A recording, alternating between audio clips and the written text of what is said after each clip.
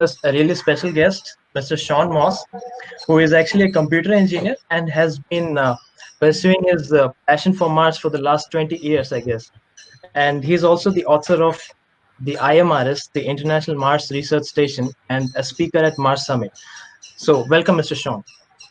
Thanks, Deepak. I appreciate being asked on the show. Yeah.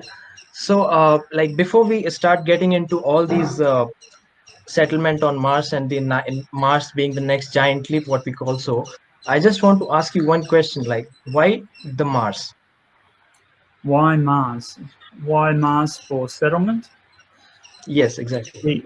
The main reason is because there are actually quite a number of reasons why Mars, but the number one reason is resources. So we want to go somewhere close, right? We're not going to go to a planet in some other star system. We're not going to go to Titan because it will take too long to get there. We need to go somewhere close because we want the communications to be as fast as possible with Earth. We want the travel time between Earth and wherever we go to be quick. Now that would suggest going to the moon because the communications lag to the moon is only 1 second. It's fairly close. But the problem is the moon doesn't have the resources that we need. It costs so much to launch anything into space that it's very difficult to colonize anywhere in space if there aren't the resources there. So we need almost all of what we are made of and what life is made of and what our food and water is made of 4 elements, which are carbon, hydrogen, oxygen, and nitrogen. So the moon has some water at the poles, but not very much. But it has very little nitrogen and carbon. Venus is our closest neighbor, but it has no hydrogen, almost no hydrogen, right? It has no water, almost no hydrogen. Mercury is also a fairly close planet, but it also has very little water. And there are other problems with the moon and Venus and Mercury as well, which we can talk about too. But on Mars, you have water over almost the whole planet. It's frozen, of course, it's ice, but it's available. And the atmosphere is made of carbon, oxygen, and nitrogen. So there's resources there that we can use to make food and water, and of course propellant and quite a lot of materials that we use. And as well as the carbon, hydrogen, oxygen, and nitrogen, there's also lots of metals and silicon and other resources that we need. So that's probably the main thing. Out of the planets that we can realistically reach that are close enough for us to consider as a target for settlement, Mars is the only one that has all the resources that we need.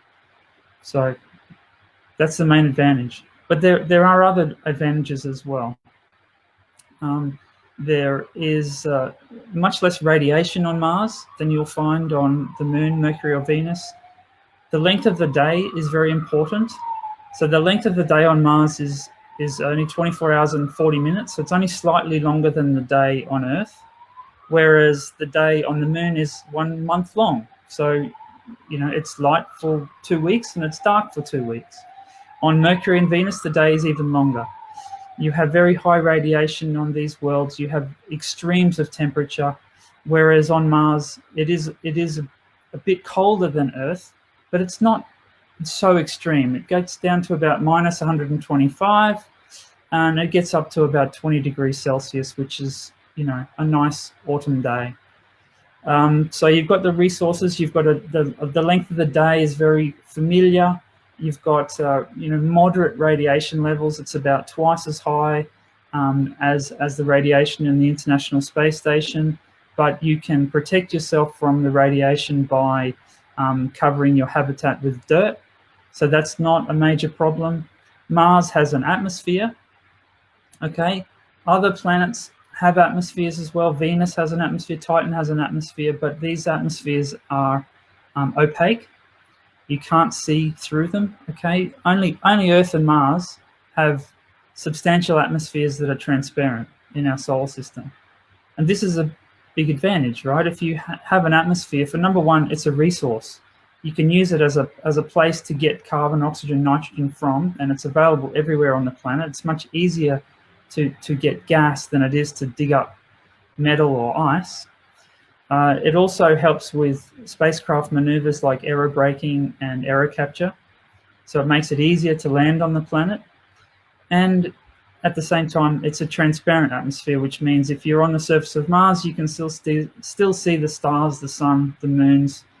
And if you're in space, if you've got an observation satellite or whatever, or if you're on approach in a spacecraft, you can see the surface of the planet, which you can't do with Venus, for example, which has a very thick atmosphere. There are the numerous advantages. One more that I'll mention is that Mars has 2 moons, Phobos and Deimos. Now, as we know, it costs a lot to launch material into space. Phobos and Deimos collectively represent about 12 trillion tons worth of mass, which is already in Martian orbit. So if you want to build space stations in orbit, it's much easier to do that at Mars than it is anywhere else, even arguably Earth, because you have all of this mass already on orbit, which includes silicon, oxygen, water, metals, carbon, which you can, mine and turn into, build cities if you want to in Martian orbit. So it's really by far the best planet to settle. The gravity is pretty low, but it's not too low. Okay, it's about twice what it is on the moon and about 40% what it is on Earth, which means if you're wearing a 50-kilo spacesuit on Mars, it only weighs about 20 kilos. It feels like it would weigh about 20 kilos. So that's perfect, right? If you go to a planet like Venus, your spacesuit could weigh, significantly more, and you wouldn't be able to move around. It would have to be a powered spacesuit. Much more complicated and difficult. So there's a lot of good reasons why.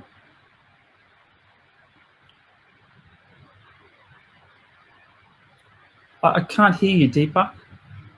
Yeah. Am I audible now? Yes. Yeah. So now, just talking about the whole point of settlement on Mars, could you just let our viewers know about what is the International Mars Research Station? Well, this was an idea that I had. I originally started thinking about and modified architecture for human missions to Mars. So I'd been involved in the Mars community for a while. I'd been looking at Mars Direct, which was the architecture developed by Robert Zubrin, and also the NASA Design Reference Mission. As you know, in 2012, the SpaceX Dragon spacecraft docked with the International Space Station, and SpaceX at that time were already developing the Dragon 2, which is a crewed version of the Dragon, which is they're going to start using this year to transport crew to and from the International Space Station. And this spacecraft, the Dragon version 2, is going to be capable of landing people on the Moon or Mars. So this seemed to me a big advantage. This is a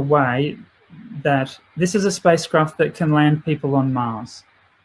And so I got excited by that. At the time, the NASA Design Reference Mission, for example, required a spacecraft to be developed that would be able to land people on Mars, but that spacecraft had never been developed. The concept that they had was that would be the habitat as well as the lander, right, combined. Now, I thought, how can we resolve this? A Dragon spacecraft can't be a habitat. It's only designed for, to carry crew, to support people during the descent from orbit or the ascent to orbit. But around the same time came out this concept from Bigelow Aerospace, which is this inflatable habitat called the Bigelow 330, which provides 330 cubic meters of volume with the life support system all built in for a crew of up to 7 people. And they designed this inflatable habitat to be used in space or on the surface of the Moon or Mars. So the core of the architecture was that this would be a habitat for the surface of Mars for the crew, would be pre-deployed. You would send that out unmanned in advance of the human crew and land that on Mars. And then you would would send the crew out to Mars on a Mars transfer vehicle, and they would descend to the surface using a Dragon capsule, and then they would be able to transfer from the Dragon capsule to the Bigelow module, and then do the Mars mission. So it started out as this modified architecture, which would use these new off-the-shelf products, off-the-shelf components, which would improve safety of the mission. It would greatly decrease the cost, and that was sort of the foundation of it, and I started to build on it from there. I started to think of ways that we could make it safer by using, for example, mechanical counter-pressure spacesuits. I started thinking of ways we could make it cheaper by making the Mars transfer vehicle reusable. There was a few innovations, and I also had the idea that if you want to make this affordable, the key is to spread the cost over multiple nations, and this is what we did with the International Space Station. So that was a $150 billion project, which was spread between 5 different space agencies: the United States, Russia, Canada, Japan, and Europe. And so I thought we could do this for Mars as well. And so I had the idea for the International Mars Research Station. So to set up this base on Mars using this architecture, and also this established framework of having multiple space agencies work together to sort of combine their resources and combine their talents. So, Mr. Shaun, since you mentioned about the spacesuit thing, I just wanted to know about the usual spacesuit that have been built and are being used till now, and the spacesuit that you are actually planning to have it. Like, could you just highlight the differences between both of those spacesuits? Sure. So the spacesuits, if you think of the traditional classic spacesuit, for example, the one that was used by the Apollo astronauts, this is called a gas pressurized spacesuit. So you are in effectively a balloon. Okay, you're surrounded by pressurized gas. Now, our skin requires pressure so that our organs and muscles don't swell up too much. We are used to living in a 1 atmosphere pressure environment. So these spacesuits provide pressure. The problem with the gas pressurized spacecraft is that when you've got a vacuum on the outside and gas pressure on the inside, this balloon becomes very stiff, as you can imagine. And so if you're trying to use gloves or trying to move around, it's really hard work. You're kind of fighting the spacesuit all the time. And this is a big engineering challenge, and spacesuit engineers have been trying to solve this problem for a long time. When you're using the gloves, for instance, it's like you're squeezing a tennis ball. So you can imagine doing repairs on a telescope or something like that. It's absolutely exhausting, and the astronauts get tired very quickly. So the solution that was developed were these mechanical counter-pressure spacesuits. Now, what they don't provide pressure with gas, they provide pressure with a tight fabric. So if you can imagine wearing a scuba suit or a wetsuit, okay, the fabric is very tight and pressurizes all the skin. So that pressure is not coming from gas. Now these are much more flexible, they're better for mobility, so the astronauts don't fatigue so much. The other big advantage of these types of spacesuits is that the pressure can be higher. With the gas pressurized spacesuits, because of this problem with mobility, the gas pressure has to be quite low, probably about 1/5 or less normal atmospheric pressure. Now, the problem is when you transfer from normal atmospheric pressure to the low pressure of a spacesuit or a spacecraft, you need to do what's called pre-breathing. And astronauts, and that means breathing air at a lower pressure so that you can gradually sort of acclimatize to this lower pressure environment. And that prevents you from getting decompression sickness. Okay, it prevents nitrogen bubbles forming in the blood, which can make you sick. Now, pre-breathing can be extremely time-consuming. Can take 20 minutes up to even 2 hours or even longer, depending on how on the difference in pressure and how long the EVA is going to be. But unfortunately, no matter how much breathing you do, there's still some risk of decompression sickness, and this tends to be cumulative. So if you can imagine going on a Mars mission, if you're going to be on the surface of Mars for, say, 18 months, a year and a half, how many times do you want to go outside wearing your spacesuit in 18 months? Let's say you just go once a week. It's still, something like 75 times that you want to put on your spacesuit, right? So if the risk of decompression sickness is cumulative, if it's getting worse every time because you're continually changing the atmospheric pressure, you want to eliminate that problem. And the way you do that is you make your spacesuit pressure the same as your habitat pressure. And that's an idea that I introduced into the International Mars Research Station concept, is to have the habitat pressure at about half an atmosphere, and have the spacesuit pressure also at about half an atmosphere. So you don't need to pre-breathe. There's no transition. Okay, you don't need to sort of adjust, and there's no risk of decompression sickness. So not only do you save a lot of time, but it's much better for the astronauts' health, and they can go on EVA as much as they want. So those are two main advantages of that type of spacesuit, and they've been in development for a while, and hopefully we'll see them used on Mars. So, Mr. Shaun, like since we're talking about the whole point of setting up International Mars Research Station, I just want to know, since we'll be going there to the surface of Mars, what all kind of technological challenges will the humanity be facing when we are trying to land on Mars? Probably the biggest challenge that we face initially is how do we land large payloads on Mars? So the largest payload that we've landed on Mars so far is the Curiosity rover. Now this weighed almost 1 ton, slightly less than 1 ton. And to land the Curiosity rover required sky crane, which is a very complicated sort of method of landing anything on Mars. But if you try to land one of these Bigelow inflatable habitats, for example, you're talking about 25 tons. So we don't currently have a way to land a 25-ton payload on Mars. If you wanted to land something like the NASA Design Reference Mission Mars Descent Vehicle on Mars, that's probably a 40-ton vehicle. We don't have a way to do that yet. So that's a big technical challenge. Now, SpaceX Starship looks like that's going to be the solution to that problem.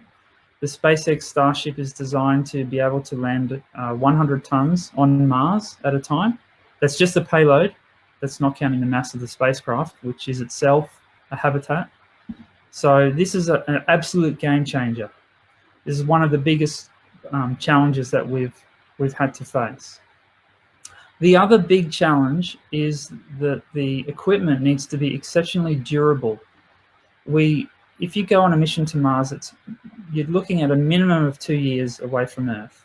Okay, that's if you do a short trip to the surface of Mars. If you do a long stay on Mars, you're talking about 2.5 to 3 years total round trip. That's to go there and back.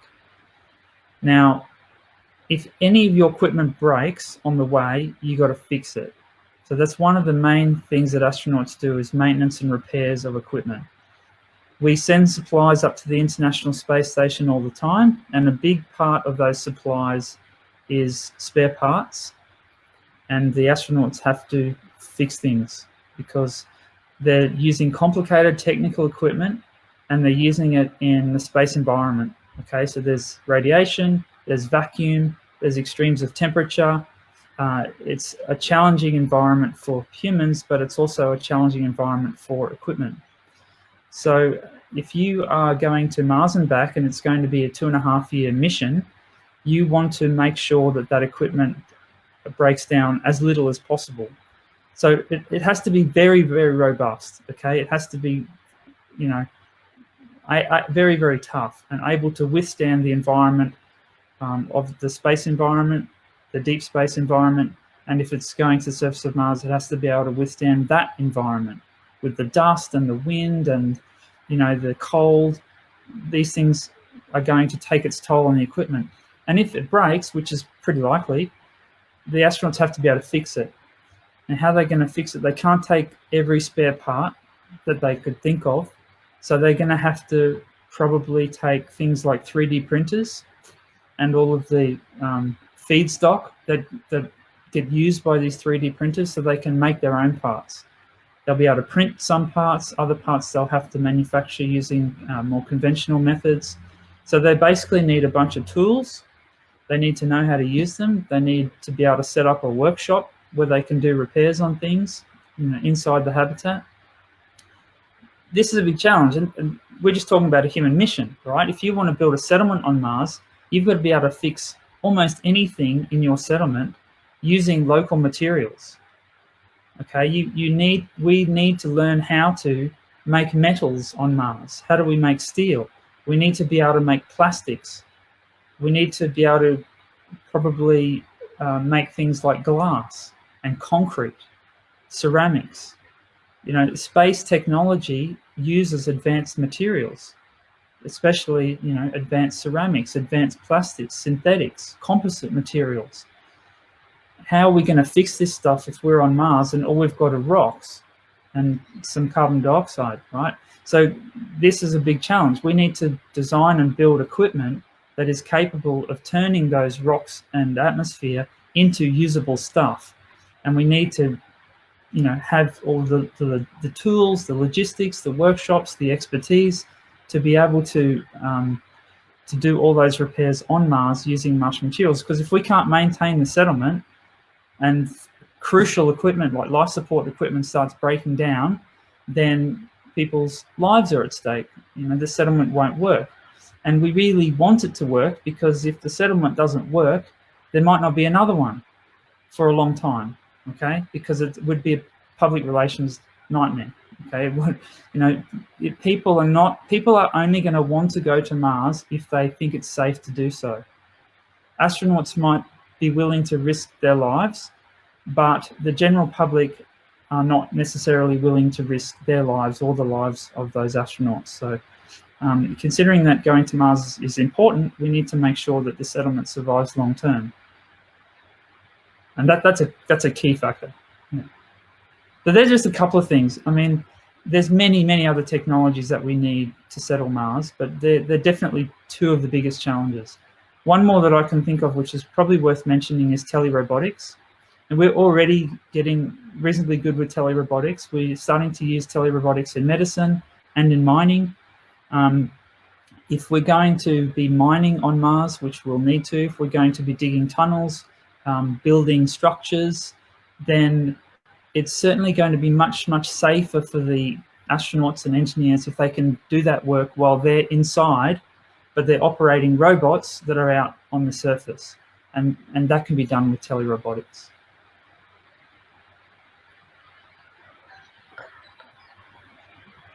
So, Mr. Shaun, the biological challenges that you mentioned with respect to the spacesuits, other than that, what all issues do you think the humans can face on the surface of Mars with respect to the biological sense? The most important is going to be exposure to low gravity, okay? Some people would say that the radiation issue is the most important. I don't necessarily agree.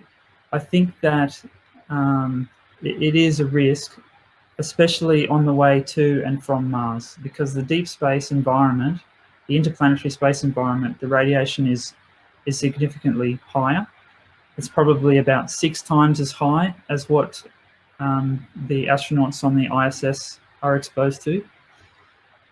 So you want to shorten that trip as much as possible. You want the trip to Mars to be short, and you need to have as good shielding as you can. But of course, shielding weighs, has mass. So the more shielding you have, the more fuel you need, the bigger the rocket you need. It becomes more difficult. So the best thing you can do is get the astronauts to Mars quickly. when you build a habitat on Mars, you are, first of all, if you're going to build a surface habitat, you're going to probably cover it in dirt as much as possible. If you can cover it with at least 3 meters worth of dirt, you aren't really going to have any radiation exposure at all while you're under that dirt. Only when you go EVA, when you go outside in your spacesuit, but that's not going to be every day, and it's probably not going to be more than a few hours at a time. So once you're on the surface of Mars, it probably isn't going to be that bad. Okay, astronauts go to the ISS for 6 months at a time. They don't get cancer, right? They don't suffer any major problems except for a higher incidence of cataracts. So they're much more likely to get cataracts when they get older. But everyone has an increased likelihood to get cataracts when they get older. It's just that it seems to be worse for people who have been exposed to cosmic radiation. But for someone living on Mars, if they're spending most of their time underground, they're actually going to be receiving less radiation than one of those ISS astronauts. So I think that precautions can be taken that make the radiation less of a problem. Also, another consideration is that the astronauts are probably going to be eating quite a healthy diet, which greatly minimizes risk of cancer, greatly. One of the reasons why adults in the Western world have a high risk of cancer is their diet is poor, and they smoke cigarettes and do silly things. So astronauts are very unlikely to do that. So there's other factors relating to that. But the gravity is hard. You can't very easily solve that problem. Now, on the way to and from Mars, as I was saying, if we try to make that trip as short as possible, there is still going to be substantial, or at least noticeable, loss of bone and muscle mass. And on Mars, you have got some gravity. As I was saying earlier, it's about 40% what we have on Earth. So that is going to maintain your bone and muscle mass to an extent, you would expect, but you would also expect some loss. All right, the way the body works is if you don't use it, you lose it. All right, if you go to the gym every day and lift heavy weights, you're going to get stronger. Your bones and muscles will get stronger, and your bones will get more dense and your muscles will get bigger. If you don't, if you lay on the couch every day, you will get weaker. All right, and if you are living in a 40% gravity environment, then you are going to get weaker. All right, and it will become, and that includes cardiac muscle, the muscles in your heart. So the longer these astronauts spend on Mars, or these settlers, the more difficult it will be for them to return to Earth. Because if you can imagine your body, once it's adapted to the Martian environment and this lower gravity environment, and then you go back to Earth and you suddenly weigh 2.5 times as much as what you're used to, the pressure on your heart, the strain on your heart would be quite extreme. So we know that this effect will be there, and maybe for people who are just going one way to Mars and they're happy to spend the rest of their life on Mars, it might not be a major concern. They will just adapt. Their bodies will change. All right, they'll get smaller, and might be fine with that because that's an environment that they've adjusted to. But for people coming back to Earth, it could be very, very difficult, and they could have serious heart problems and other problems with their muscles not being strong enough to hold them up. Another factor that we might consider in the context of the current pandemic is that in a settlement, it's a confined space and everyone's breathing the same air. So you do not want any contagious diseases in a settlement, all right, because they could spread. It's like at school, right? When a kid gets sick at school, all the other kids get it. If you're in a settlement on Mars, it's a contained environment, so there would have to be a lot of precautions taken around the potential for contagious diseases. Basically, you would want to make sure that none ever reach Mars. So you would want to test every settler on their way to Mars to make sure that they didn't have any contagious diseases. Then, of course, there's a psychological factor. How are people going to handle living in, like, almost always indoors? living with people of different cultures, living with a small population and having nowhere to escape to. How are extroverts going to handle living on Mars versus introverts? Some personalities will probably handle living on Mars very well. Some of them might go crazy, especially if there's a stressful situation, which is almost certain, especially during those first 10, 20, 30 years of Martian settlement. There's going to be problems. That's when we'll make most of our mistakes, right? We might have energy shortages, food shortages, water shortages. It might get too hot, it might get too cold. Any number of problems could happen. And some people will handle the stress of those situations well, and some people won't. And there's any number of psychological problems could happen. Relationship issues, people might start having babies, they might suffer extreme homesickness due to being away from their friends and family on Earth. And yeah, so I think those are the main health issues that settlers will face. Oh, one more I just thought of. Increased risk of broken bones. Your bones are weaker due to the lower gravity, and also just learning how to move around in lower gravity and operate spacesuits and so on could just lead to a greater risk of injury, not just broken bones, but other types of injuries as well. And we may not always have all the equipment that we want. There may be shortage of drugs, there may be shortage of medical equipment, just even simple things like bandages and so on. Maybe not so much bandages, but we'll have a shortage of doctors, nurses, expertise, advanced medical equipment, and at the same time a higher risk of injury. So anything could happen. So all the people who are still joining us, watching this webinar, if you all people are actually planning to settle on Mars, guys, I'd just like you to know that today Mr. Shaun Moss has got you covered. He'll answer all your questions, and there have been quite a few number of questions in the live chat, so we'll be taking up them later. And so, Mr. Shaun, as of now, since we are talking about we need to have a habitable zone as well there on Mars, right? So, with respect to that, I just want you to focus on a little bit on terraforming. Like, could you explain what actually terraforming is? Sure. So the goal of terraforming really is to make a planetary environment or a moon more like Earth. What terraforming means, terra means Earth, and form means like shape or the form of. Okay, so to terraform a world means to make it like Earth. And what we're usually referring to when we talk about that is to make it the parameters of that environment somewhere that humans could live without necessarily advanced technologies. We can live in low Earth orbit, but we need a spaceship with life support systems, environment control systems. We need to get food and water sent there from Earth and so on. So it's not a place we really can live and have a growing civilization.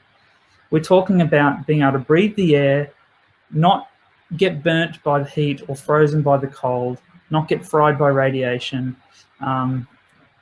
but be able to walk around outside, wearing normal clothes. For somewhere like Mars, we're probably aiming to create somewhere with conditions similar to, say, Canada or Scandinavia. Mars is always going to be cold. It's further from the sun than Earth, but we may be able to make it so that the air is breathable. If we can build it up to, say, half an atmosphere of pressure, would be enough. It's only about 1% the atmospheric pressure on Earth right now. If we can build it up to about, say, half an atmosphere, will be enough to breathe. And if we can make that atmosphere have enough oxygen in it, about 16 kilopascals will be enough, even possibly less, depending on how they adapt. And if we can warm it up so that you don't instantly freeze to death when you go outside, then we could say Mars is more or less terraformed. It's probably not going to be possible to terraform the whole planet. We can't live everywhere on Earth easily either. You know, if we go to the poles, it's very hard for humans to live there because it's too cold. Mars will have that as well, except those polar regions will be bigger. So we're talking about mostly sort of the equatorial latitudes. We would want to warm the planet up enough so that we'd have, you know, the equatorial region as far north and south as we can go, where humans can live with a breathable atmosphere and a livable temperature. One of the main sort of goals of terraforming is to be able to grow plants on the surface of Mars. Now, this is going to increase our food security. During the first few decades of settlement, all of our food will have to be grown indoors. So this makes the food expensive, and it limits how much food we'll actually have. But if we can introduce liquid water to the surface of Mars, then we can start growing plants. So this would be the first step. We've got to figure out how to warm up Mars. Now, what scientists think will be possible on Mars is that we may only need to warm up Mars by a few degrees. And we already know how to do that. We already know how to warm up a planet by a few degrees because we've already done it on Earth. And we do that using greenhouse gases. So if we can use greenhouse gases on Mars to warm up the planet by a few degrees, then this will trigger a chain reaction, a positive feedback loop, because that slight increase in temperature will cause some of the frozen carbon dioxide and water to become gaseous. And of course, carbon dioxide is a greenhouse gas, and water vapor is a greenhouse gas. So that will tend to trap more heat. So if we can introduce some artificial greenhouse gases, like for example, sulfur hexafluoride or other chlorofluorocarbons or other fluoride compounds, and heat up the atmosphere, then we can start to add more carbon dioxide and water to the atmosphere. So this will thicken the atmosphere and also warm the planet up. So the goal would be to continue this process, take it as far as it possibly could be done until we've got at least until the atmosphere is thicker, there's liquid water on the surface of Mars, then we start growing plants. And the next phase would be those plants over a period of time would convert the carbon dioxide atmosphere into oxygen, which is exactly what happened on Earth millions of years ago. We used to have a carbon dioxide atmosphere, then plants took over and they converted the atmosphere to oxygen, and this made it possible for more animals to live on the surface and eventually us. Now, this can also happen on Mars, we believe. We would want to use technology to accelerate the timeline as quickly as possible. The sooner we can terraform Mars, the sooner we take the pressure off Earth. So it's very important. There are ethical questions about whether or not it's the right thing to do to terraform Mars. I believe that it's far more ethical to terraform Mars than not.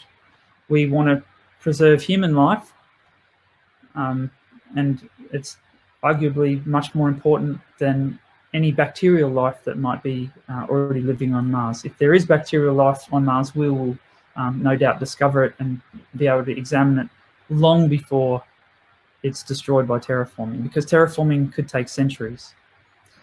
So that's it in a nutshell. We want to oxygenate the atmosphere, thicken the atmosphere so that it's breathable, and make it warm enough so that we can walk around. And eventually we'll be able to build houses that don't have to be pressurized.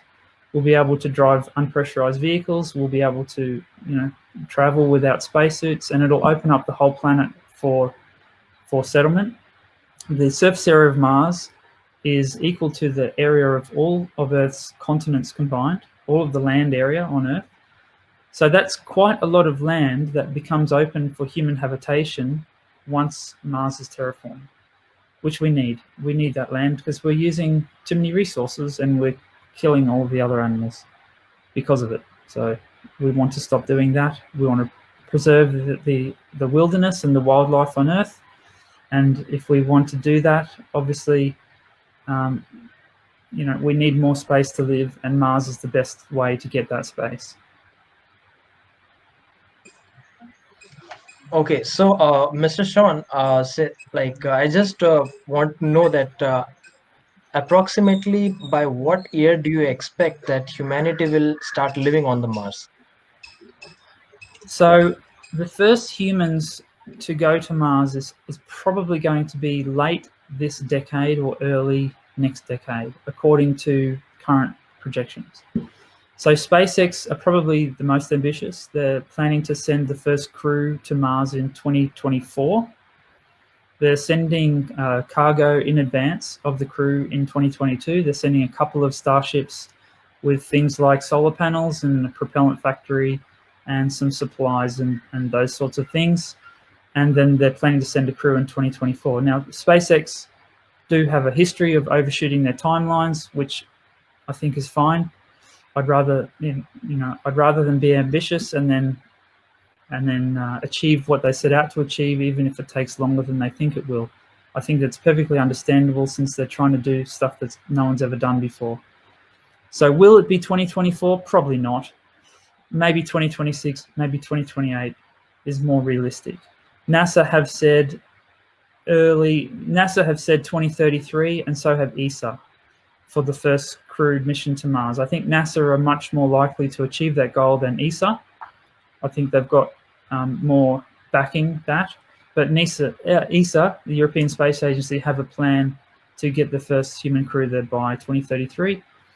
China are talking about human exploration in the 2040s, from 2040 to 2060. So it's going to be around that timeline.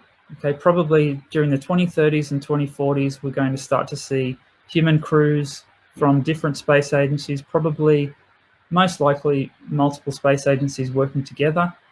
And we'll see these human crews exploring Mars and starting to build small bases. And hopefully in the second half of this century, we'll start to see permanent settlements being built. And it'll just be, if all goes well, then we'll just keep building on these experiences. Our technology is going to improve dramatically this century. It already is, especially with AI. Once we start having AI involved in the space program, then it's likely that things will accelerate much, much more quickly. As far as as far as terraforming, I think that's going to take centuries, but there's certainly a lot that can be done on Mars in that time.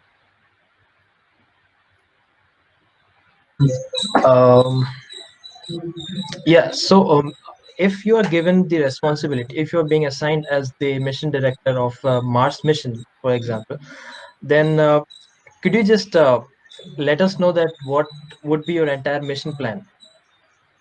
What would be my entire mission plan for a single mission or for an overall program? Okay, as of now, let's focus on just an overall program. Like if we are planning to initiate the humanity on colonize, if you want to start colonizing Mars first, then how? The way I would do it, this is difficult because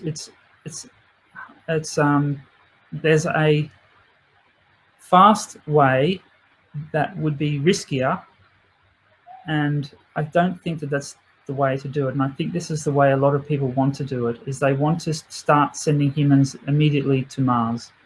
And I don't think that's necessarily the right approach. I think that we should do a lot or a number of preparatory missions so that we can ensure or increase the likelihood as much as possible that we'll be successful when we send humans to Mars.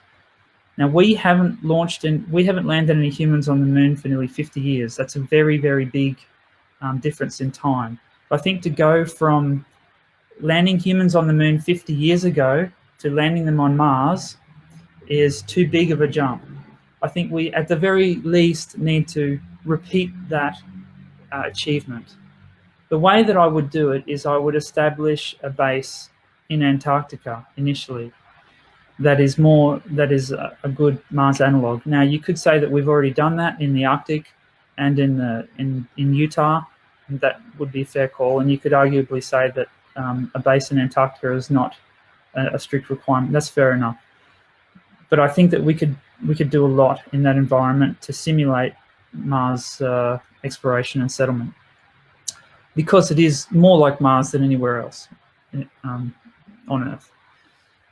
Then we need to go to the moon, okay? Not just to do exploration, but to live long term.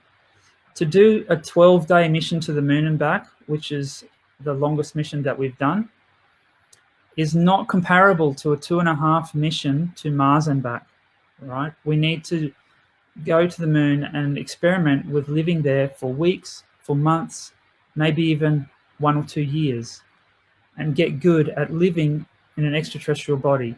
Now, we know that it's more expensive in some ways to live on the moon because the moon doesn't have all the resources that Mars has, but there's still great many aspects of Mars exploration that we can simulate on the moon. There's certain features of the terrain that are very similar. It's very dusty, it's rocky. There's no atmosphere on the moon. There's almost no atmosphere on Mars. You've got challenges with radiation and life support and so on. But the moon is always the same distance away. So if there is an emergency, you can bring people back immediately. We don't have that luxury on Mars. We only can bring people back from Mars every couple of years. So, you know, if people get sick or badly injured on Mars, it's kind of bad luck. You know, you can't just bring them back to Earth whenever you want. But if this happens on the moon, you can bring them back straight away. The moon is really an excellent opportunity to practice Mars exploration and settlement before we try to go to Mars. And another preparatory mission that I think would be good would be Phobos and or Deimos. Now, I can imagine that it would be quite perhaps difficult for an astronaut to travel all the way to Phobos or Deimos and not land on Mars, but they would still have a pretty good view. And by doing that mission, you would get to sort of validate the in-space component of the Mars mission. So you get to test all those systems, and you would prove that your Mars transfer vehicle could get to Mars and back, but you wouldn't have to test the descent to Mars or living on the Martian surface or the ascent back to orbit. So you can do a lot of interesting science on Phobos and Deimos as well. So if you think about Apollo 11, which is arguably the greatest success in all space exploration history, the first humans to land on the moon, why was Apollo 11 successful? It was successful because of Apollo 4, 5, 6, 7, 8, and 9, okay? Those missions which tested each part of the human landing, the goal was to do this human landing, but they designed all of these missions. They wanted to test the launch systems. They wanted to test the on-orbit docking systems. They wanted to prove that the spacecraft could get to the moon and back, which they did with Apollo 8 when they went around the moon and came back. So the preparatory missions, I think, are really key to preparing for the human landing. Once you start to do the human landing, I think that the right approach is to build up assets in one place. If you look at the NASA Design Reference mission, the plan is to go to, say, nominally 3 different locations on Mars, send human crews there and do exploration, which is very similar to an Apollo-style mission. Because the focus is science, you want to go to different places on Mars so you can look at different terrain and different climatic conditions and study Mars in different places. But I think if you really want to maximize your survivability, the best thing to do is build up your assets at one location. That's your propellant factory, your air factory, your solar farm, your batteries, your habitats, your pressurized rovers, your workshop, your laboratories, everything that you need to do the work you need to do on Mars and to survive on Mars for these 18-month stints. Build all that up in one location, because then you greatly increase the likelihood that a crew will survive that long-term stint on the planetary surface. And you would gradually want to start incorporate commercial partners and offer commercial partners the opportunity to provide services to the space agencies. You would want to expand that base into a sort of a more permanent colony. And ultimately, I think the goal would be to to get private settlers involved. So you want to expand the presence on Mars as safely as possible, with a view to creating a permanent presence. I think that one of the mistakes that was made with Apollo, as much as it was a fantastic achievement, is that it wasn't looked at that way. It wasn't the achievement. The point wasn't to establish a long-term presence on the moon. So in that case, it was perfectly fine to just go to different places on the moon. It was all about exploration and science, and just do the science experiments for a few days and come back. And that was probably the right thing to do, but that doesn't work on Mars. You can't stay there for a few days and come back. You don't have that option. You've got to stay there for months and months. So I think the right approach is to consider it in terms of long-term settlement and what's that going to look like. And government only has a sort of a limited interest in long-term settlement, unless they're going to try and establish some sort of territorial claim, which we would hope would not be the case. We want to open up Mars for all humanity, not for the benefit of any one nation. So I think the goal would be to involve commercial partners as early as possible, and to, as soon as it's safe to do so and affordable, to start making it open to private investors and entrepreneurs and citizens who just want to move to Mars and be part of the new frontier.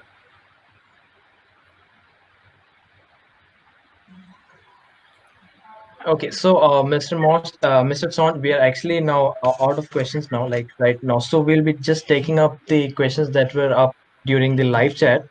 So Okay. there's a question by Ravneet Kaur. She asks, how feasible is the production of propulsion fuels on Mars? It's actually very feasible. It's more feasible on Mars than almost anywhere else in the solar system, because we can use carbon dioxide from the Martian atmosphere and combine it with water taken from the ice in the ground and make methane and oxygen, cryogenic methane and oxygen, Yeah, exactly. which is a very good rocket fuel.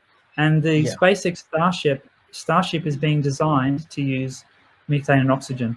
Now, most of the rockets on Earth use either hydrogen or kerosene as a fuel, but methane is also very good, and it's reasonably inexpensive on Earth, so we can use it on Earth as well. It's the major component of natural gas. So on Earth, we can just get it out of the ground. But on Mars, you can make it. The hardest part about making methane oxygen propellant on Mars is digging up the ice. It's easy enough to get the CO2.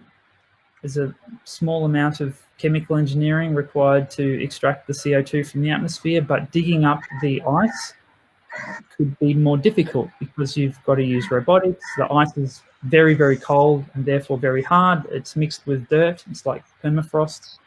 So we need equipment capable of turning that rock-solid ice in the ground into clean liquid water that can then be used to be converted into methane and oxygen. So it's much more possible to do this on Mars than elsewhere in the solar system. On the moon, the water resources are limited, the carbon resources are extremely limited, nitrogen resources are extremely limited, so the only real option for making propellant on the moon is hydrogen and oxygen. So you would need to dig up water from these permanently shadowed craters at the poles and split it into hydrogen and oxygen, which would be a challenge.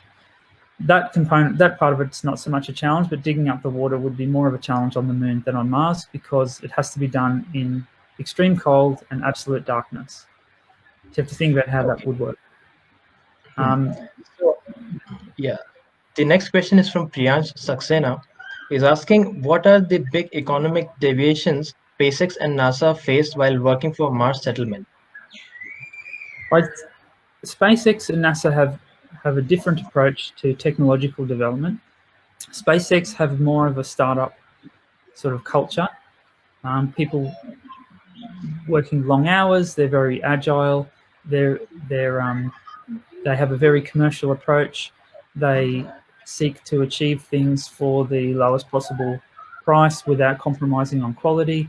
They have been able to produce a heavy lift launch vehicle, nearly 2 heavy lift launch vehicles, at a fraction of the cost and in a fraction of the time that NASA has been able to produce one, which is the Space Launch System.